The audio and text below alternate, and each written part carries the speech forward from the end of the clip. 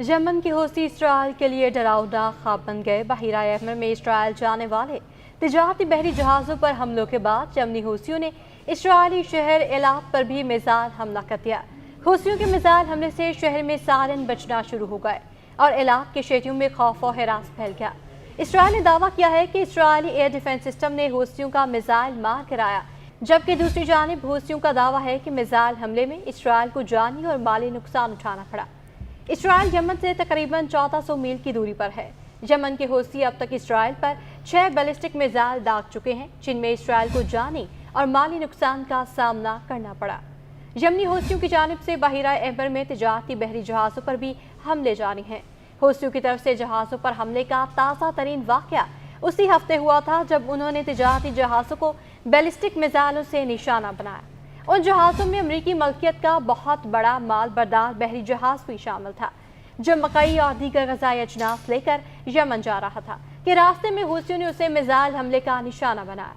हौसियों के हमले में अमरीकी बहरी जहाज़ को शदीद नुकसान पहुंचा।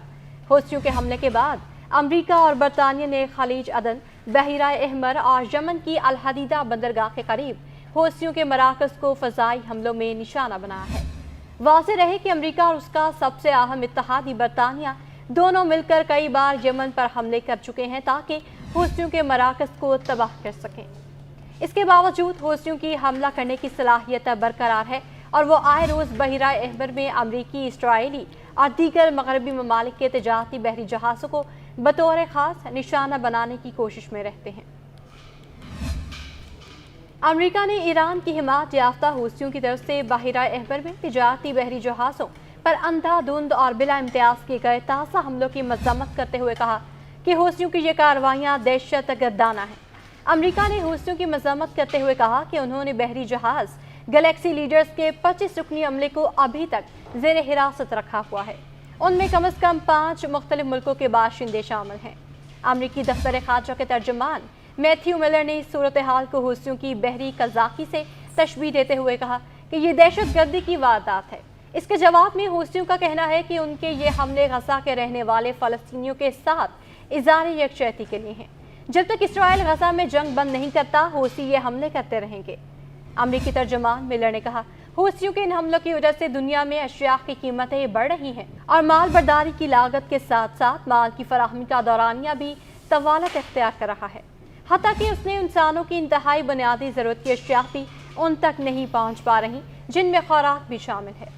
मैथ्यू मिलर के मुताबिक हौसियों की वजह से जहाँ जहाँ इंसानी बुनियादों पर इमदाद की ज़रूरत है, बाशमूल सूडान, एथियोपिया और यमन, ये अशिया पहुँचाने में गैर मामूली रुकावटें पैदा हो रही हैं।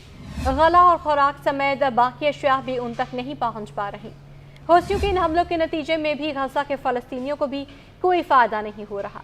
अमरीकी तर्जुमान ने मज़ीद कहा कि वाज़ेह रहे, गज़ा में अब तक 30,000 के करीब फ़लस्तीनी शहीद हो चुके हैं।